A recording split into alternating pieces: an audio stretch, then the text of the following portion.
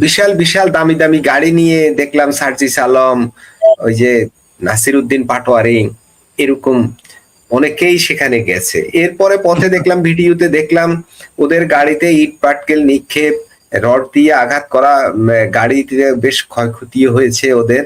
তার আগের দিন দেখলাম পিটুনি দিয়েছে, অনেকে আহত, এমনকি সার্জিস আলমও আহত। এই যে পথে পথে তারা এইভাবে আক্রান্ত হচ্ছে কেন? জনগণ কি তাদের উপর এতটাই ক্ষুব্ধ হয়ে গেল এই মাত্র 2 বছরের মধ্যে? ফরিদ ভাই, 2 বছর তো বেশি হয়ে গেছে। শুধু আমার ভাবির পোলাদের যে মামু আছে না, ওই যে ওয়াকার মামু, তাকে শুধু বেড়াকে ফিরে যেতে দেন। এমপি গিরি ছোটায় ভালাবে। ওই যে আমার 6 ভাবির পোলা আছে না এমপি, পাটোয়ারি ফাটোয়ারি, কালাপাড়া, ধলাপাড়া, পেটকা পুটকা আছে না একটা, এক ভাবির পোলার তো শুধু পেটই বাড়ে আর গাল ফুলে, আর আর পশ্চাৎ দেশ হয়ে গেছে মমি সিং এর পাউরুটির মতো ফুলতাছে। তো এই ভাবির পোলাদের পাবলিক তো এদের উষ্টাবে, জুতা মারবে, থুতু দিবে। শুধু এদের ফিরে যাইতে বলেন বেড়াকে। পাবলিক তো এখন কিছু বলতেছে না সেনাবাহিনীর ডরে। এরা যে জুলাই সন্ত্রাসী এর তো প্রমাণ হয়ে গেছে। এরা যে ভিন দেশি এজেন্ট ছিল প্রমাণ হয়ে গেছে। এরা যে এই দেশের আইন শৃঙ্খলা নষ্ট করার জন্য এসেছিল প্রমাণ হয়ে গেছে। এরা যে মুক্তিযুদ্ধ বিরোধী প্রমাণ হয়ে গেছে। এরা যে দেশের অর্থনীতি বিরোধী প্রমাণ হয়ে গেছে। এরা যে কারো এজেন্ডা বাস্তবায়ন করছে প্রমাণ। এর কিসের নেতা? কোথাকার নেতা এরা? এখন কোথায় গেল চাপা? বললামই তো, শুধু সেনাবাহিনী না থাকলে রিক্সাওয়ালারা, ফুটপাতের দোকানদারেরা, এরা যেখানে পাবে সেখানে এদের উবদা করে টানাবে, পেটাবে। এ আমার ভাবির ফোলাদের মানুষ এদের ছেড়ে দিবে মনে করেছেন? বিএনপি তো কিছুই করে নাই। আমি তো ভেবেছিলাম আরো বহু কিছু করবে। আমি বলেছিলাম যে যে যদি নির্বাচন হয়ে যায় তারপর ভাবির পোলারা দৌড়ানি খাবে। কিছুই তো হয়নি এখনো। বিএনপি এই ভাবির পোলারা গালাগালি করতে করতে বিএনপির নেতারে কমায় পাঠাইছে। আর এরা থাপড়ায় কমায় পাঠাইতে পারে না, পিঠায় কমায় পাঠাইতে পারে না। কি মারামারি হলো, কি করলো? আর এগুলো কি প্রীতি ম্যাচ খেলতেছে? কিন্তু তো প্রীতি ম্যাচ খেলতেছে। অরিজিনাল ফাইনাল ম্যাচ খেলবে কয়দিন পরে। ফাইনাল ম্যাচ খেলবে জনগণ, আর সেনাবাহিনীকে শুধু বেড়াকে ফিরে যেতে দেন। আমার ভাবির পোলাদের, এরা নেতা, এই কেসকি বান্দির পোলারা নেতা হইলো কেমনে? হ্যাঁ, আপনি ঠিকই বলেছেন, কিছুটা নাটকও হইতে পারে। আমারও ধারণা যে একটা প্রীতি ম্যাচ খেলতেছে, বললাম সেটা আপনার সাথে একমত প্রিয় দর্শক। তার সব ব্যাপারে যে আপনারা আমাদের সাথে একমত হবেন বা আমরা যে একমত হবো সেটা ঠিক না, স্বাভাবিক, এক একজন এক এক মতে। তো আমারও কেন যেন মনে হয় প্রীতি ম্যাচ যদি না হইতো তখন তো আইসিইউতে থাকতো। যেখানে আওয়ামী লীগের 90 বছরের মানুষ লতিফ সিদ্দিকী, তাকে একটা ফাত্রা একটা কেসে লাগায় তাকে জেলে নিয়ে গেল। আর ভাবির পোলারা এত আকাম কুকুম করার পরেও তারা আবার তাদের পাহারা দেয়। দেখলাম একজন লিখেছে 36 জন পুলিশ, 7 জন নেতা আর 15 জন সাংবাদিক, এই হলো এখন এনসিপি। মানে সাংবাদিক তাদের 15 জন, পুলিশ হলো 36 জন, আর তারা নেতা হলো 7 জন। এখন এত বড় দল এনসিপি। শুনেন, এরা, আমি বারবার বলি, অর্জিত ক্ষমতা আর অর্পিত ক্ষমতা দুই জিনিস। একটা হলো নিজের বাপ দাদার এবং নিজের অর্জিত সম্পদ, সেই ক্ষমতা আলাদা। আর একটা হলো পৈরা পাওয়া ধন অথবা কেউ দিল, সেটার ক্ষমতা আলাদা, সেটার যোগ্যতা আলাদা। এই দেশের এদের কে নেতা মানে ভাবির পোলাদের? এরা জীবনে কোনোদিন স্বপ্ন দেখছিল যে মেম্বার হবে? এরা তো দূরের কথা, এই 6 ভাবির পোলার যে মা বাপ আছে তারা কোনোদিন স্বপ্ন দেখছিল তারা মেম্বার চেয়ারম্যান হবে? এমপি হয়ে গেছে। কেসকে বান্দির পোলা সুলতান খা হয়ে গেছে। তো বাংলাদেশের পোলাপান যারা কেসকে বান্দির পোলা সুলতান খা হইলো, তাই এই এদের তো পাবলিক ছুটাবে না, অবশ্যই। এদের ওরা তো এখন সুলতান খাই, এখন আর কেসকি বান্দি টান্দি এগুলা বলা যাবে না। ওদের গাড়ি আছে, বাড়ি আছে, ব্যাংক ব্যালেন্স আছে, ক্রেডিট কার্ড আছে, ওরা চাইলেই এখন কোটি কোটি টাকা হয়। তো ব্যাংক ওই জন্যই তো পাবলিক এদের শটায়, এদের সোজা ফুটবলের মতো শটাবে। ওই যে আমি বলি নাই, এটা বলছে ওই যে গালফল আমতারেক, ওই যে এনসিপি করতো আগে, কি গণরিয়া পরিষদ না কি করতো আগে, এখন বিএনপি করে। এদের যখন ফুটবলের মতো পাবলিক এদের শটাবে, এই এনসিপি মেনসিপি কিসের এনসিপি, জামাতেরই A team, B team, C team, D team, এদেরকে এদের নিয়োগ দিয়েছে, এরা কাজ করিয়েছে এদের বিভিন্ন নামে, বিভিন্ন ধামে।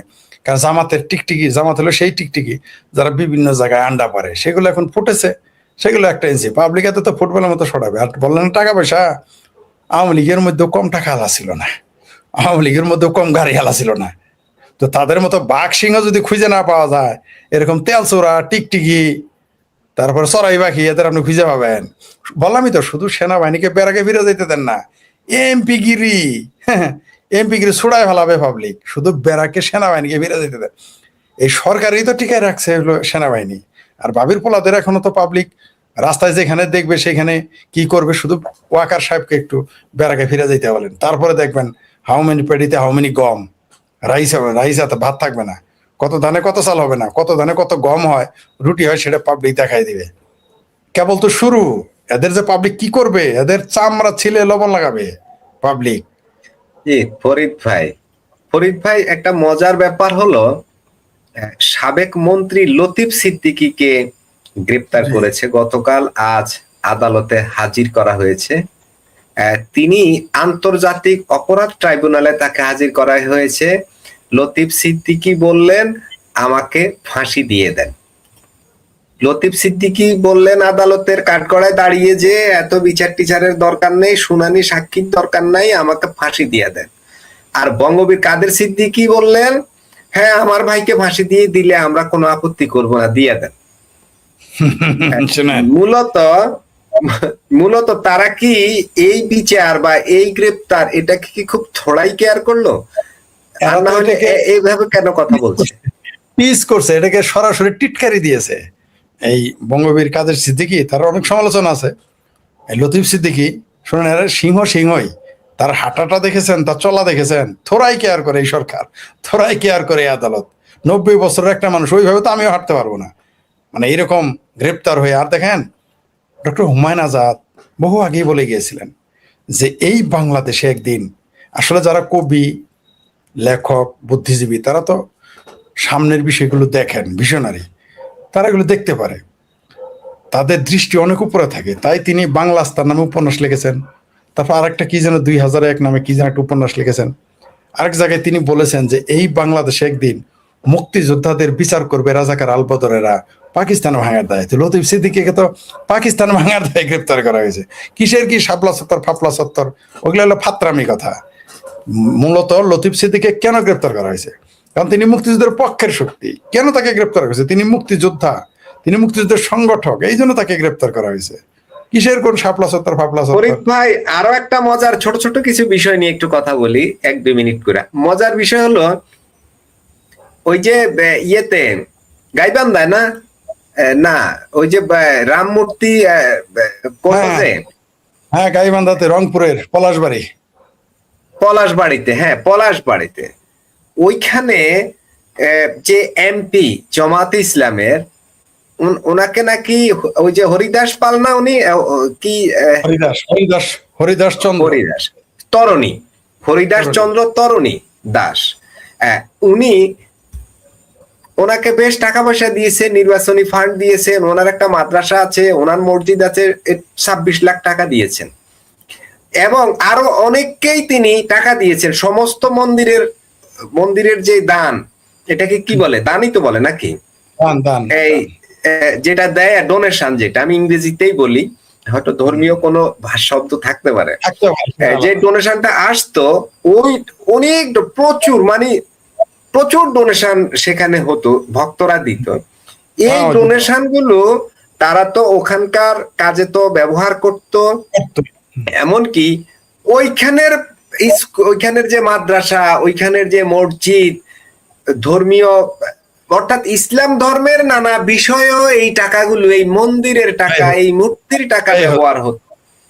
পরিষ্কার কথা হলো এটা, যেটা এই তাকে যখন জিজ্ঞাসাবাদ করা হয় তখনও তিনি বলেছেন। এমনকি তিনি গ্রেপ্তারের আগে যখন বিভিন্ন চ্যানেলে সাক্ষাৎকার দিয়েছেন তখনও এই বিষয় নিয়ে কথা বলেছেন। এগুলো নিয়ে কেউ প্রতিবাদ করে না, এবং সেখানে অনেক লোক চাকরি করে, কাজ করে।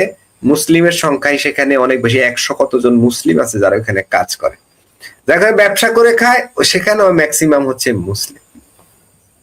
আজকে আবার আরেকটা খবরে দেখলাম ভারতীয় গরু নিয়ে জামায়াতে ইসলাম আর বিএনপির মধ্যে মারামারি।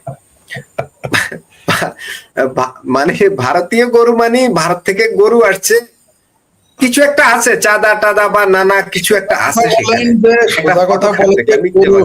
গরু চুরি, গরু পাচারের যে টাকার ভাগ, সেটা নিয়ে বিএনপি জামাত লেগে গেছে।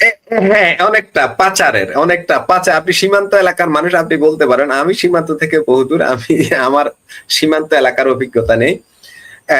এই হলো ব্যাপার না। আমি কথাটা তুলেছিলাম যে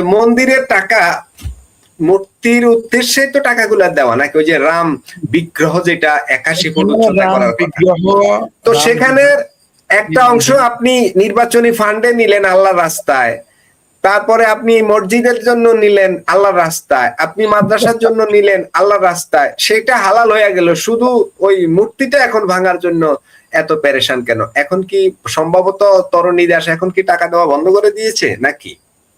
কি মনে হয়? 2 মিনিট এ বিষয়ে একটু মন্তব্য করবেন। আসলে এই বিষয়টা আর বলতে যাচ্ছে না, যেহেতু মনে করাই দিলেন। শুনেন, টাকার কোনো রং নাই। টাকা যেদিক থেকে চাটবেন সেখানে মধু আর মধু। টাকা নিতে আপনি দেখেন না, জামাতেরা কি ব্যবসা করে না? ব্যাংকের আগে কি লিখেছে? প্রত্যেক ব্যাংকের দেয়ালে দেয়ালে লেখা দেখবেন, আল্লাহ ব্যবসাকে করেছেন হালাল, সুদকে করেছেন হারাম। এই ঘোষণা দিয়ে কি তারা সুদ খাইতেছে না?